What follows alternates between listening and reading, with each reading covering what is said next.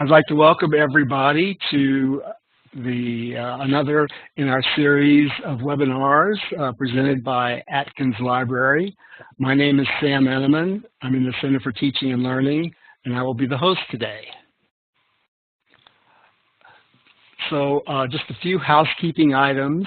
If you have any audio problems as we go along, sound problems, look for the audio button or the audio link in the menu and run that check there. If you need to leave temporarily, in the emoticons menu, if you'll just click there and look for the coffee cup button, that will let us know that you've temporarily stepped out. And then if you have any technical issues, please call WebEx support.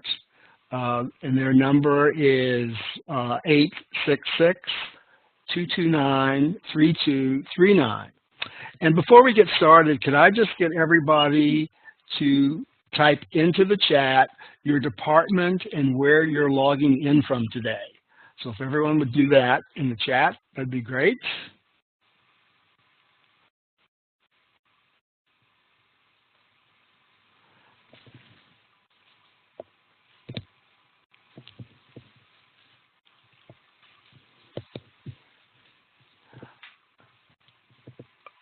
Okay, and then just some guidelines as we go along and finish. So if you want to ask any questions using your microphone, just click on the hand raise icon. At any point, if you want to type any comments or questions, you can type that into the chat. So please do that. We are recording the session, and we will send a recording link out later this week. So, just a brief introduction to our speakers. We have Abby Moore, who is the Education Librarian at Atkins Library, and also presenting today is Liz Siler, who is the Collections Librarian. So I'm going to turn it over to, I think, to Abby first. So give me a second here.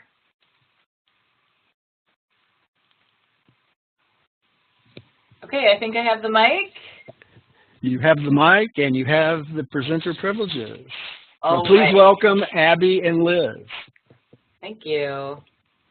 Hi, everybody. Thanks for joining us for this very exciting webinar about using eBooks in the classroom.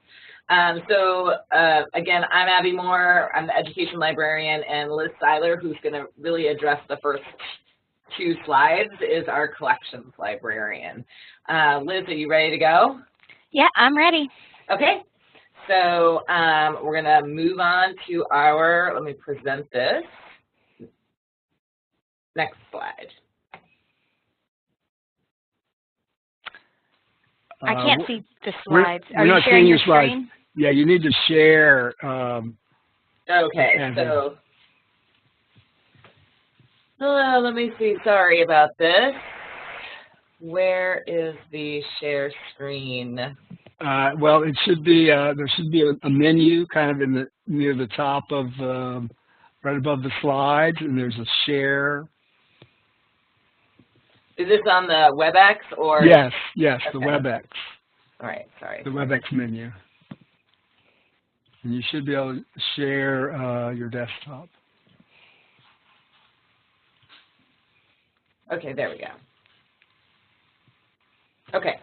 So would everyone give a check mark if you can see Abby's desktop?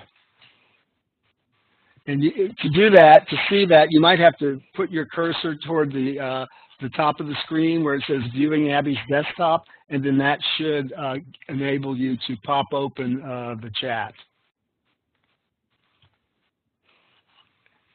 And also the list of participants.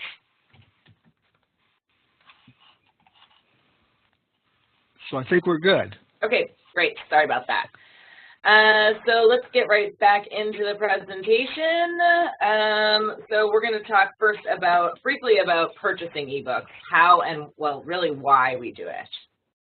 Sure. Okay, so we've been actively purchasing eBooks since 2013, and prior to that, we did have access to eBooks through the state, but the access we had through the state wasn't very good. It was heavily restrictive and single user, and we got a lot of complaints from students and faculty about how basically unusable the ebooks were.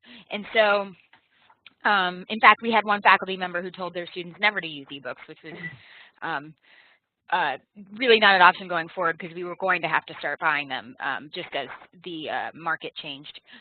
So we decided to commit to purchasing ebooks in a particular manner, and we set out 3 main principles of how we purchase ebooks. And the way that we do that is all the ebooks we purchase are unlimited simultaneous use, which means anyone can access them at any time who is affiliated with the university.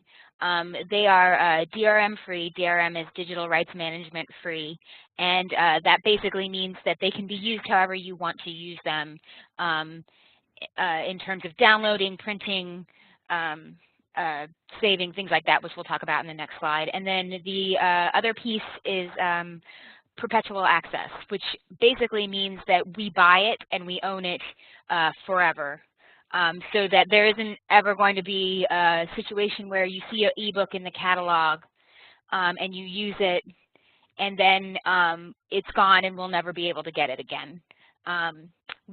There are other models where we might have a subscription, but there's always a possibility for us to be able to purchase it under our terms in the future. So the idea here is if, for example, you decide to assign a book or a chapter from a book in a class,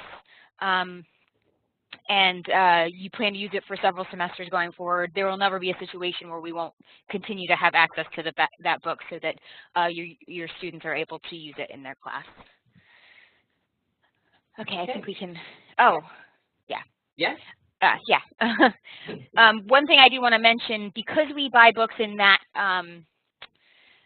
the way that we do, we cannot get everything, particularly related to popular fiction and nonfiction. Generally, they don't sell books that way to libraries, at least not in the following our 3 principles. And then there are also some other books, traditional textbooks, for example, aren't sold that way, and there are other publishers who choose to restrict their books more because they want to protect their intellectual property. So we can get a lot of books as ebooks, and we try to get as much as we can, but we can't get everything, unfortunately.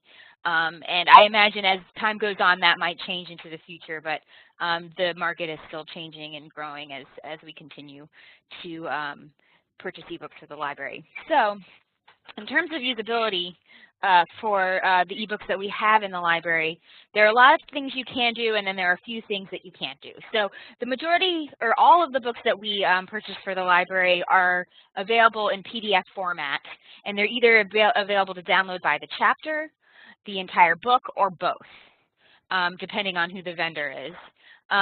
You can embed direct links to both the full book or the chapters into Canvas, and we suggest that you do that mostly because if students are linking to the book on the platform, we can monitor the usage of that book, and the more that our books get used, the easier it is for us to lobby for additional funds to purchase more books in the future.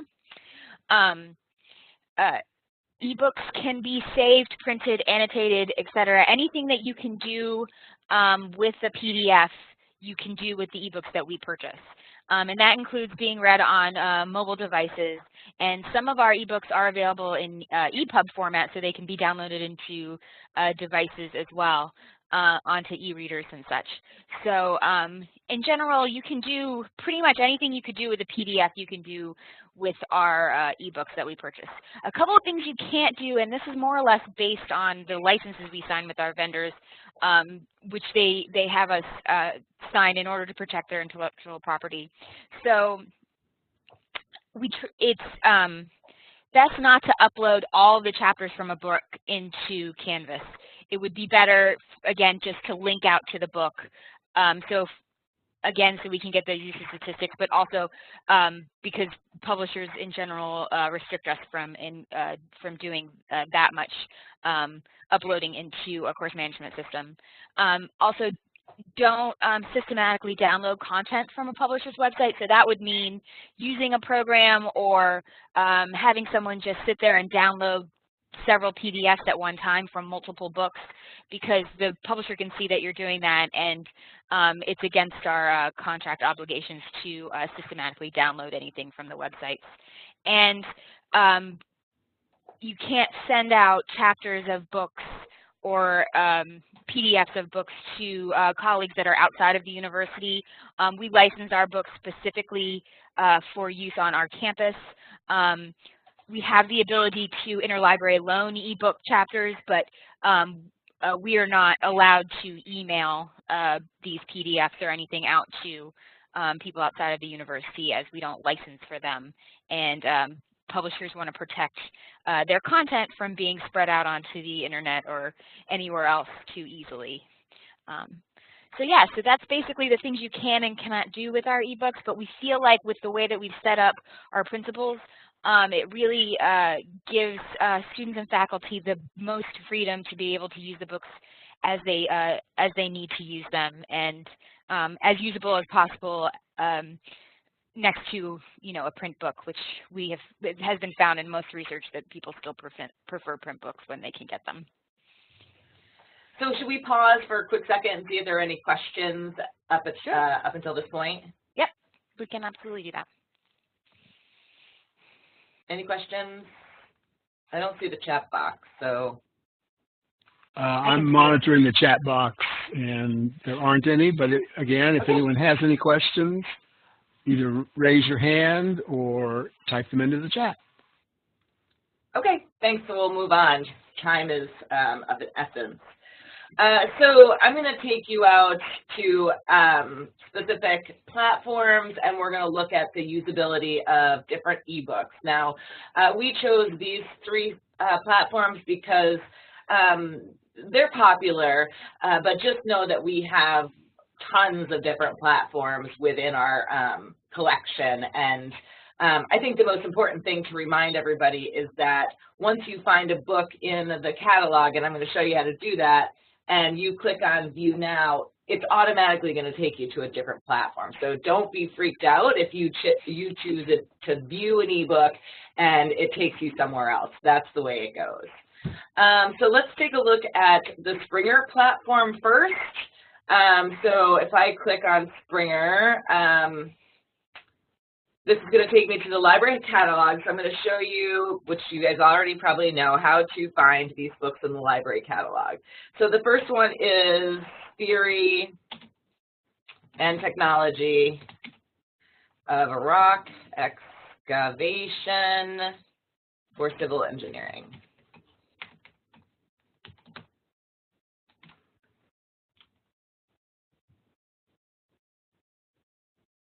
Okay, so that should come up first.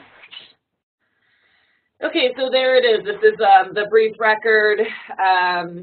Notice that you can just click View Now if you want, and this icon here means that it's an ebook. But I'm just going to click through the title to show you a couple important things that you might not know yet.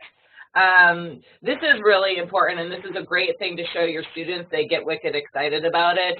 There is the site export function, so if you know, you can click on it and you can choose the citation format that you will use in the class, and then you can, this is a start of a citation. You'd have to add publisher information, but you can copy and paste this into a document and be building your bibliography as you go along.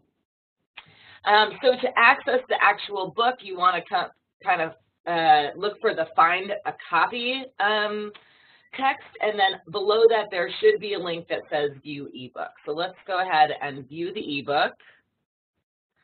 Okay, so this is what the Springer platform looks like right now. And I'm just going to go over some cool little usability things that are kind of original to Springer. So first, notice that they have these metrics here, and if you click on the download link, it'll show you how often the book is downloaded, and then it breaks it down by chapter to show you which chapters are being used the most worldwide. So this is important information to some of us. So it's definitely, should definitely take a look. Also, the reader, I think this will show us that, oh, there was a map before. But anyway, if you are looking for metrics because of, you know, publishing and tenure and things like that, these ebooks do have that function. Another great part of the Springer platform is that if we have access to the ebook, you have an option to buy the soft cover of the book for just $25.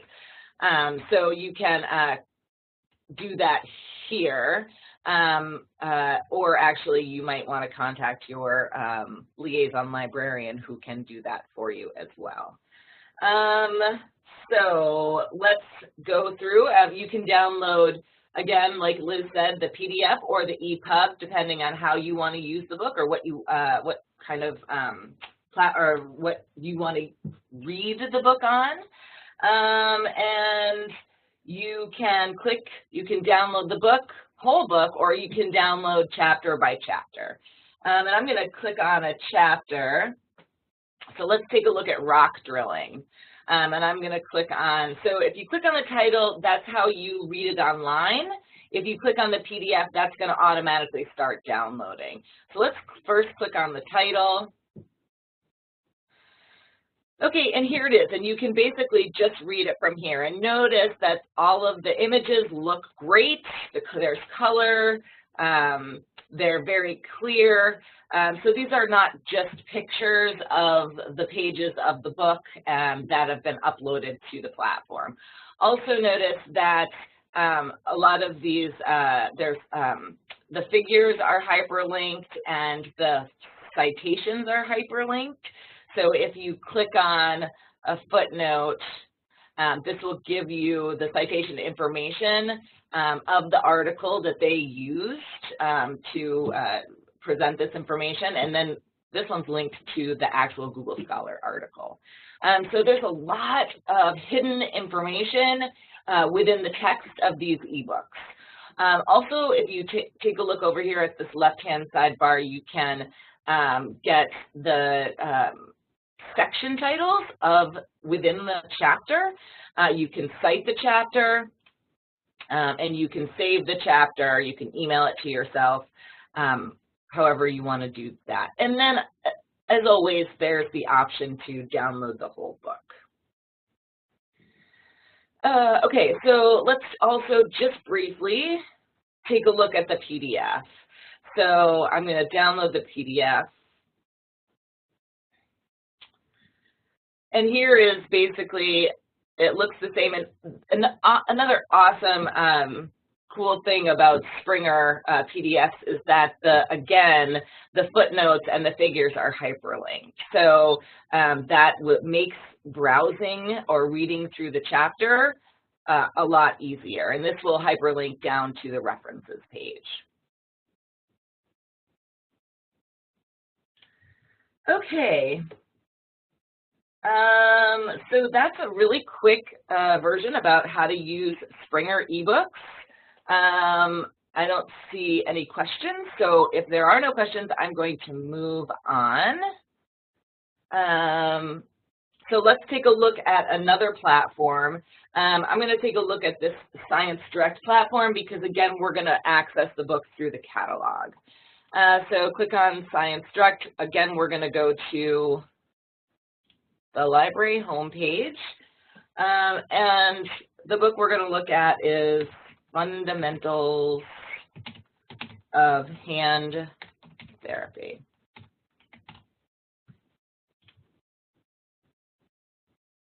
Okay, and again, that's the first hit or the first result. So again, you can click through the title and get the export information. Also some good information about the sections in the book. But let's access this one in a different way than we did before. So let's just click on View Now. Click View Book.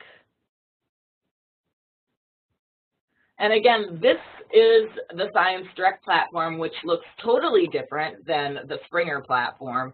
And in my mind, not quite as user-friendly, but you know, you'll get the hang of it and it'll be easier for you to use the more you use it.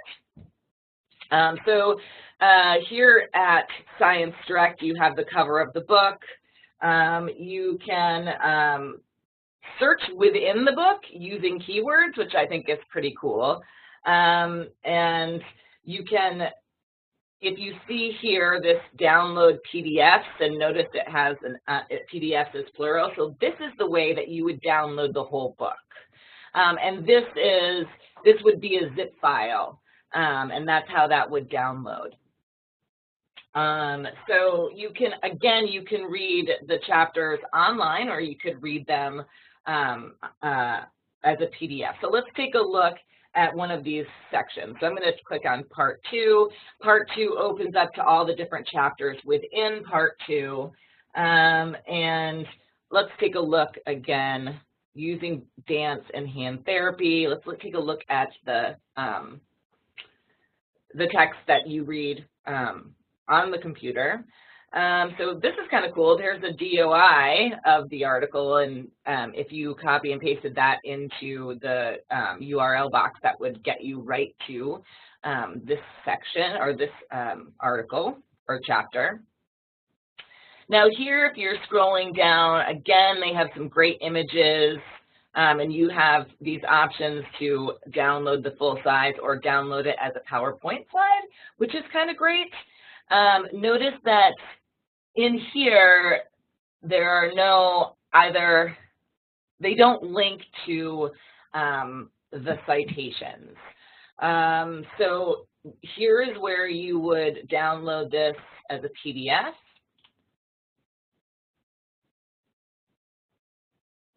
And here is the chapter from the actual book. Here we do have hyperlinks to the images. Now, let's just take a look at another chapter so that we can see if citations are linked. So yeah, so if you see here, here's a footnote that's linked to the abstract of the article, and here is the citation information. So if you find a book or a chapter in a book in ScienceDirect, usually those footnotes and the images are hyperlinked. So I think one of the great things about ScienceDirect is that you can use the glossary and the index to browse. So the glossary is, you know, alphabetically going to talk about the terms that are in the book, and you can, that's not working. Oh, I'm sorry, that's going to basically hyperlink you to the other term in the glossary. But if you use the index, these terms, the index is set up so the terms will hyperlink back to the page that the terms can be found on. So functional activity exercise, if you click the number underneath it, it's going to take you to the page where that term or keyword is going to be, occurs in the text at some point. Any questions about that? Okay, so those are some of the highlights about using ScienceDirect. Oh, could I ask one quick question? Yeah. Earlier you mentioned something when you were pointing to the link, you said DOI. What does DOI mean? It is a digital object identifier, which means if you have this number, you could basically Google it and get to the object. So everything on the internet should have a DOI. Definitely the newer things on the internet, newer articles, newer chapters are going to have DOIs. So if all you have is a DOI, or if you can find a DOI number, you can definitely just put that in the Google, and it'll take you to the chapter or the article. Okay, good question. All right, and finally, quickly, let's take a look at Taylor and Francis. And now for Taylor and Francis, we are kind of going through an update, and they're going through an update. So we're going to find the Taylor and Francis book from the Taylor and Francis web page. Now, you guys could do this too on campus, but pretty soon we're going to, you know, it'll be seamless, and you can just access the books, the platform through our catalog. So let me just do, oh, you know what? I'm just going to search for education here. I'm going to search for subjects first, and then click search. And then something that's really important, if you don't know the title of the book, but you want to look through the collection, you do want to check this box, show content I have access to. So this will bring up all the books that we have access to, full text access to in this platform. So let's take a look at Hope and Healing in Urban Education. Quickly, again, you can download the full book or you can read it online. Here is a get a citation link. This one comes up right, I think this is APA. This is an APA citation for the book. I'm not sure if you can change it. Liz and I didn't find a way that you could change it to a different citation, but we're all intelligent here. So if you've got the information, you can basically put it into any citation format that you want.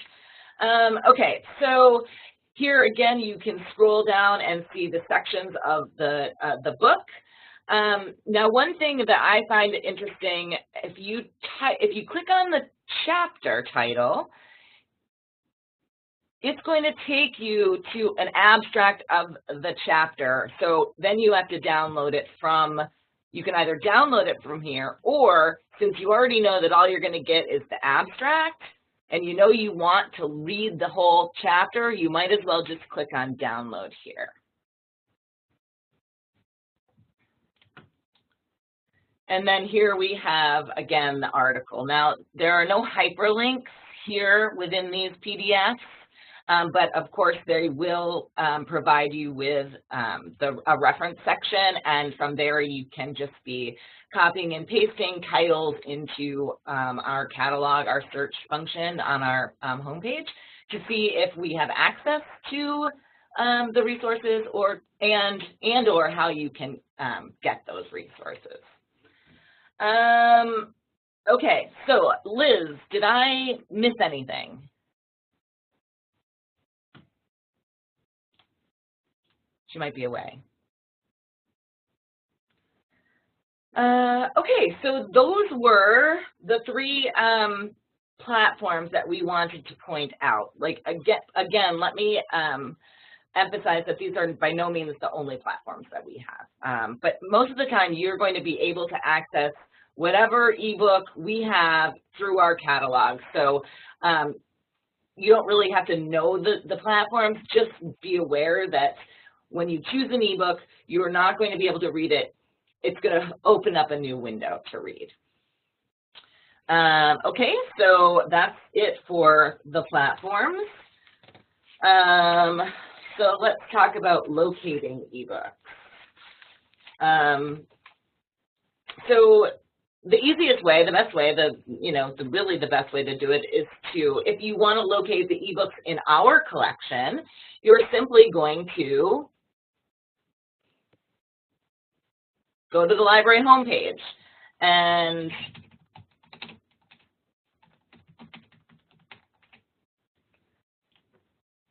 you can find it by title. Of course, that didn't pop up, which is, oh, here it is. Yeah, it's a different cover. But you can also just do a subject search.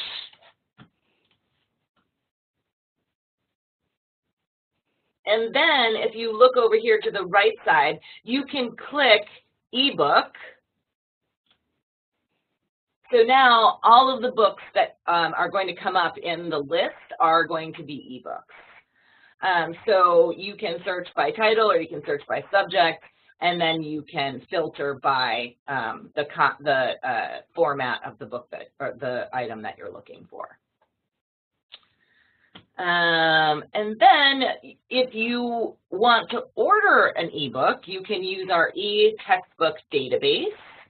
I'm sorry, I got lost before, but I found my microphone. Do you want me to explain this one? Please. Okay, sorry. So the faculty textbook database is basically a database that consists of all of the titles that the library owns or could purchase based on the publishers that we purchase from. And by using the database, anything that you request in here, you need to have planned to use for a class in some capacity, either as a supplemental reading or as a main textbook. And if it's anything that we don't own, we will purchase it for you. So the way that it works is, and I don't know, Abby, if you want to do this, you can type in a subject into the subject area, or if you know the author or the ISBN, you can type that in as well. And the title or subjects is going to search the title or the subjects that we've received from the vendor. And basically, you can see on the side where it says availability, if it says request this, it means we don't own it.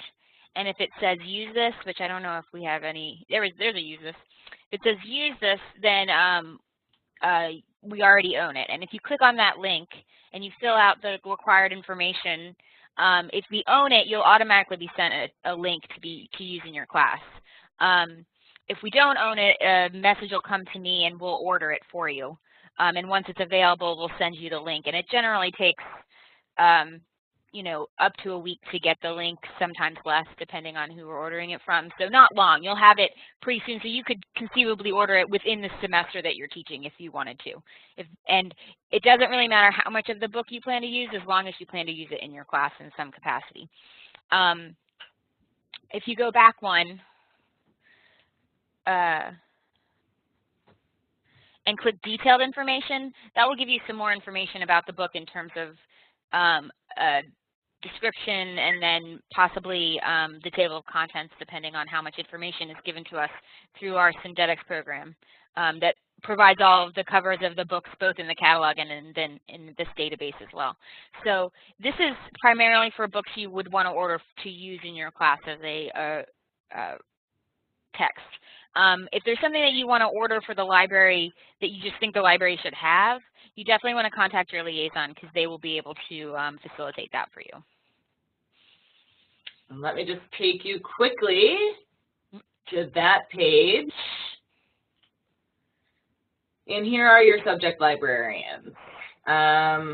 You can filter by specific subject, or you can just take a look and see who's who.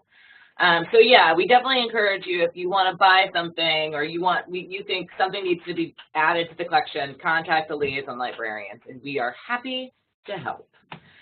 Okay, so that's really it from us. We're about 2 minutes over, so just let's leave you with our contact information. If you have any questions or concerns or want to start using eBooks in your classroom, email us and we will facilitate that as best we can.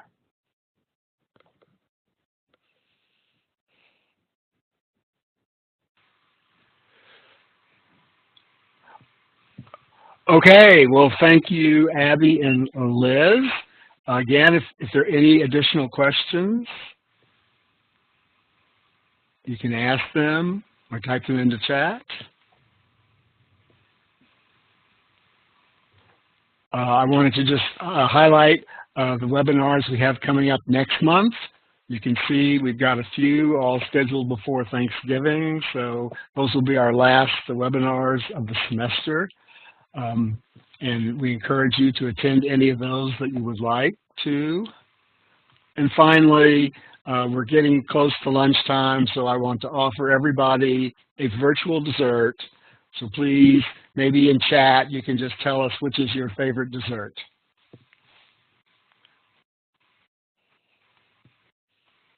Oops, mine is fudged out. And so finally, thank you very much for attending. We look forward to seeing you at future webinars.